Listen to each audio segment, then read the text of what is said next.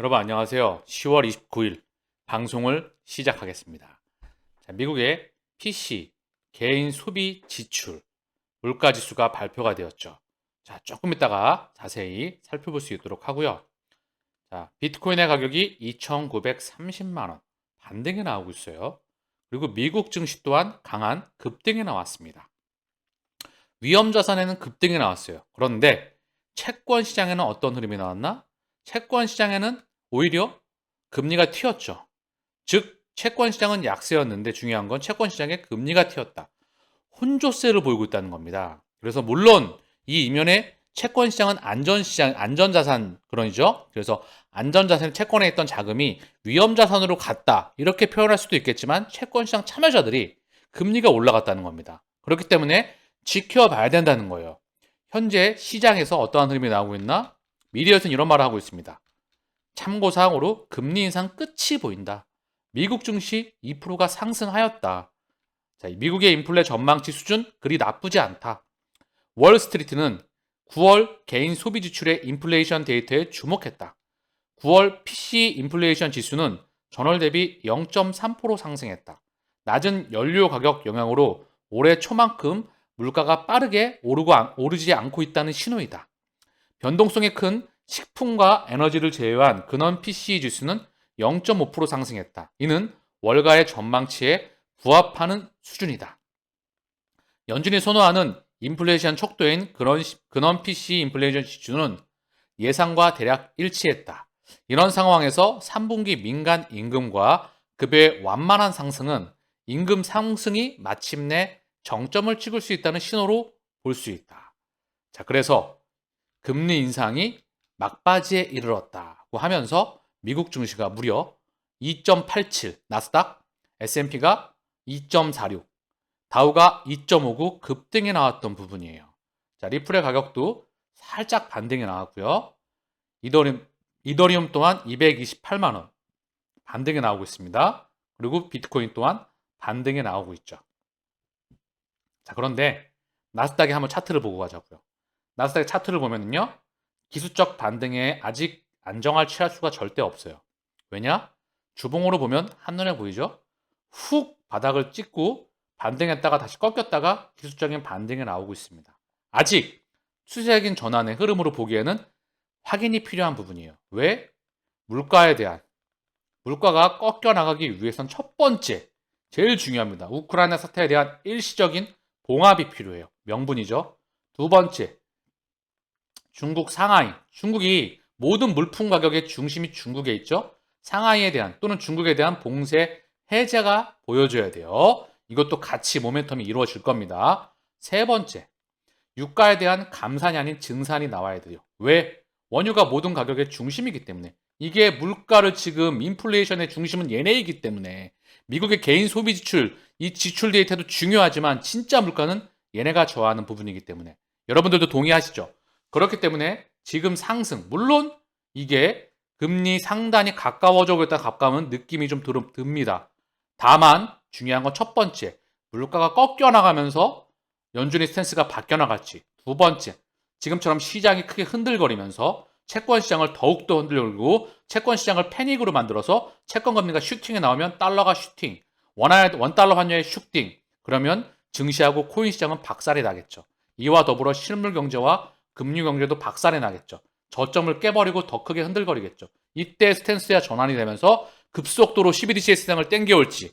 첫 번째 시나리오건 두 번째 시나리오건 XRP의 세상에 돌아간다는 것은 변함이 없습니다. 왜? 이 모든 부분들이 인플레이션을 가속화시켜서 소비와 생산과 투자와 그리고 고용을 다 줄여버린 다음에 경제 파이를 줄여서 양극단으로 그지와 부자를 가운데 중산층을 없애버리고 양극단으로 경제 간격을 벌려서 그리고 이 경제를 메타와 가상과 우주로 바로 나눠간다는 거죠. 그리고 다음번 세상의 중심인 인공지능과 블록체인의 중심의 혈관을 누가 만들고 있나? 리플 네트워크를 통해서 만들고 있고요.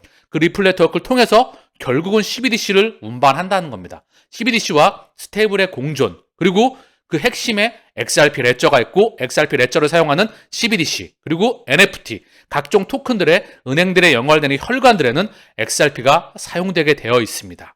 그렇기 때문에 주인공은 마지막에 등장하게 되겠죠.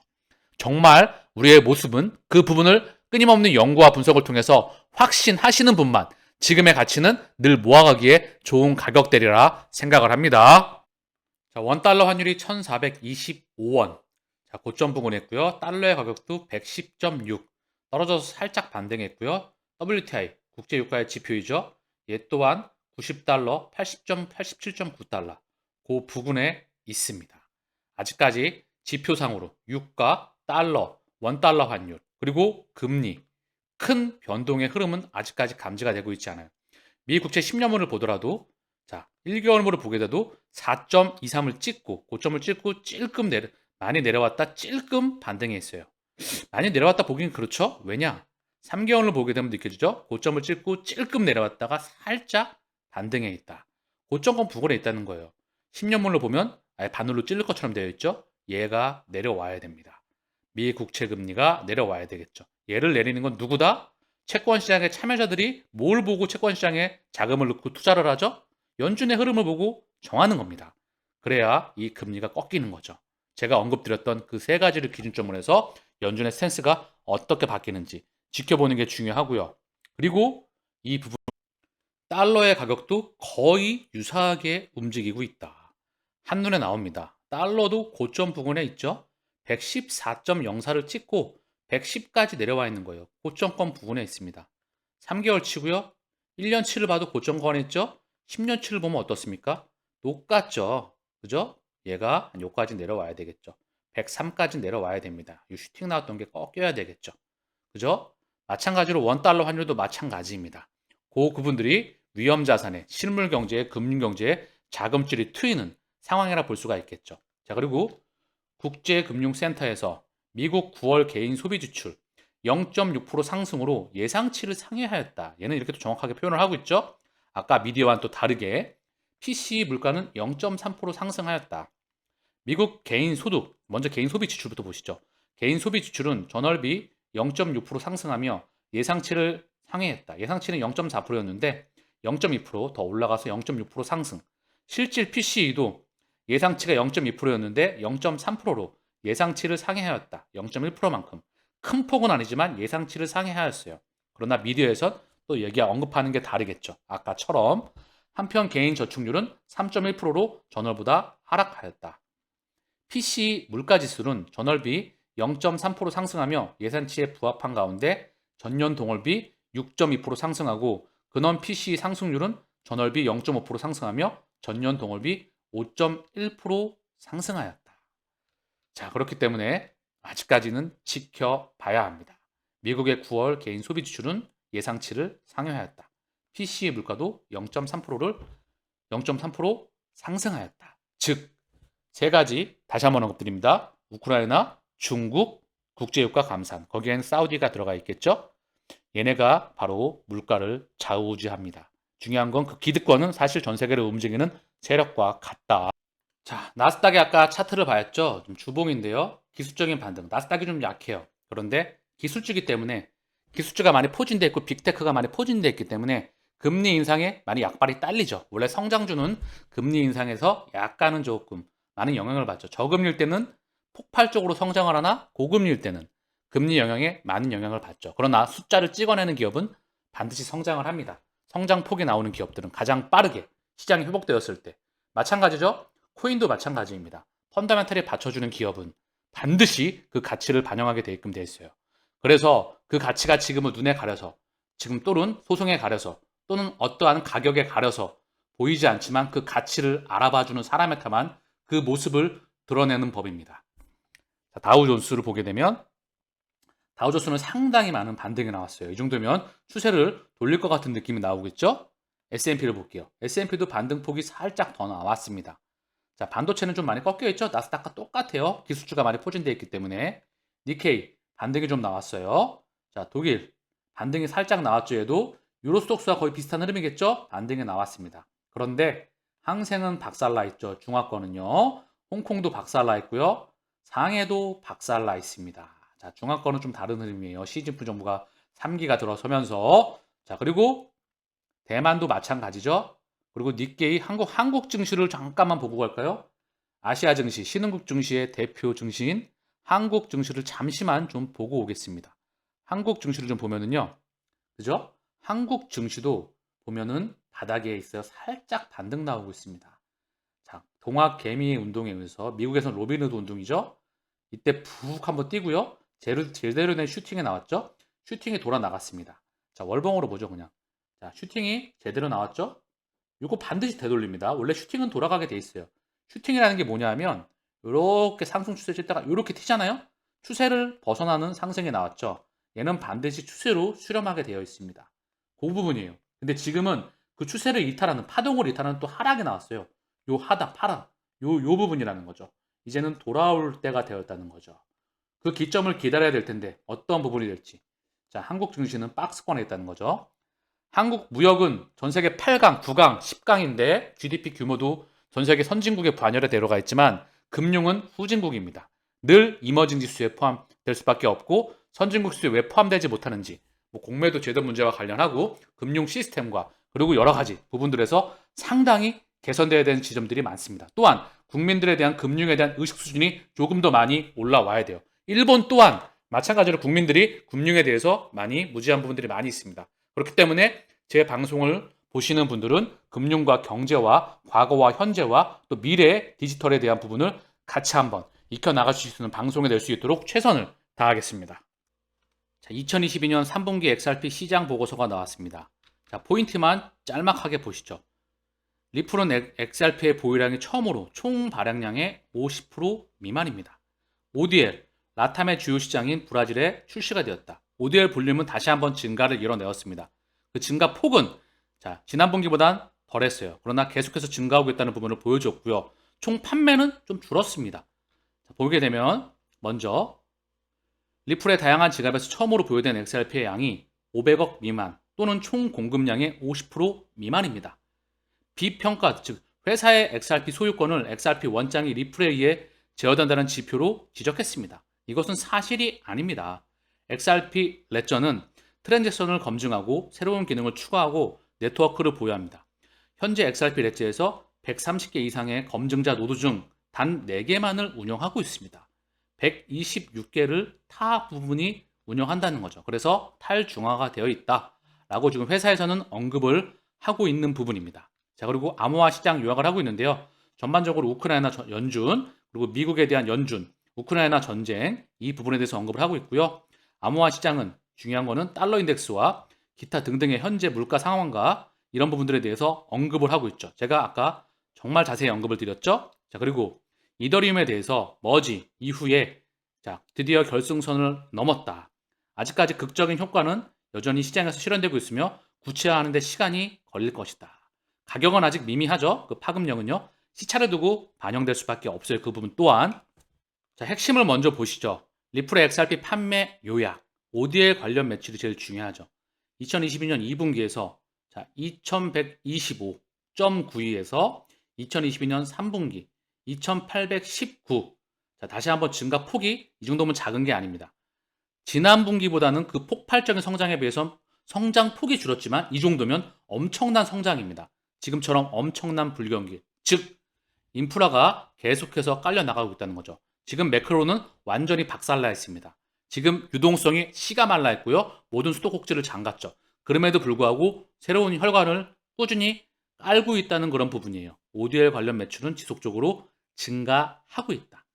그리고 총 구매, 리플사에서 총 구매했던 건 1717에서 2508로 증가했고요. 리플사에서 구매한 총 구매, 순 매출액은 줄었습니다. 408.90에서 310.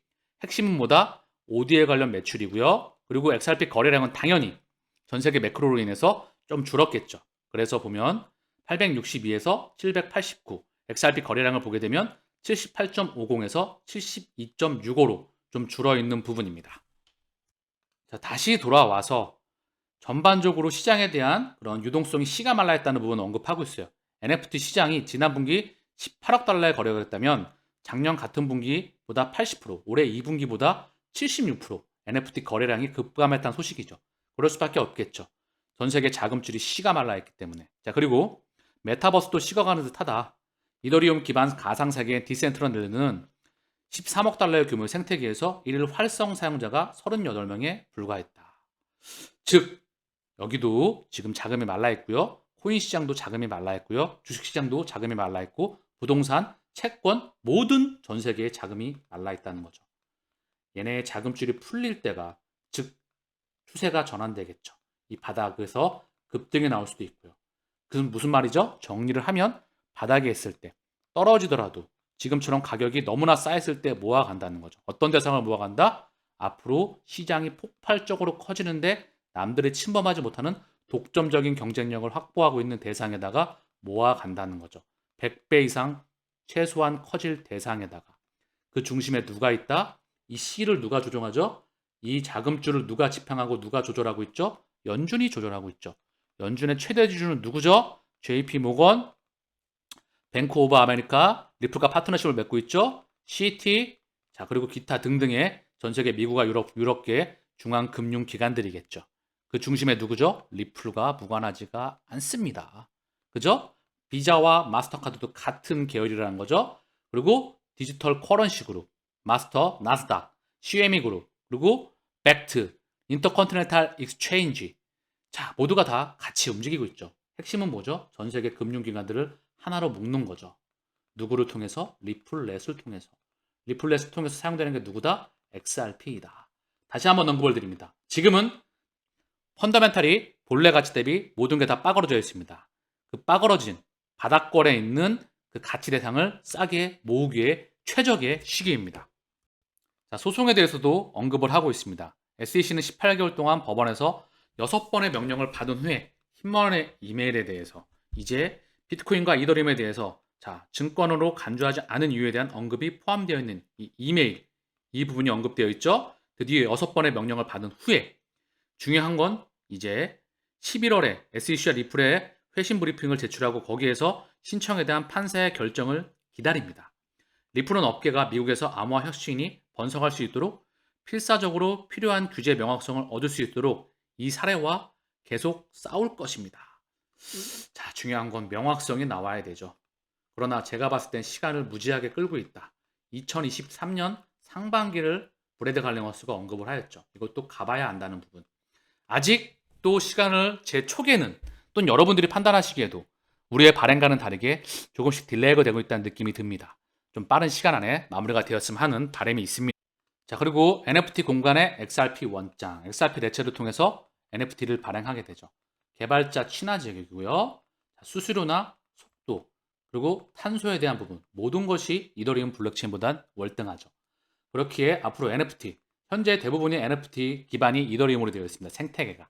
그 생태계를 무한히 확장시켜 나가겠죠. 중요한 건 뭐다? 이 NFT 생태계에서도 XRP가 사용이 된다. 즉, 스위프트 시장 규모에 이 NFT 시장 규모가 또 붙게 되겠죠. 그리고 전 세계 토큰들의 교환에도 붙게 될 것입니다. 자, 끝을 알 수가 없다. 중요한 건 아직 시작을 하지 않았다. 그렇기에 초기 시장에 참여자는 여러분들은 그 분석을 통해서 연구와 분석을 통해서 그 가치를 확신하시면 지금은 너무나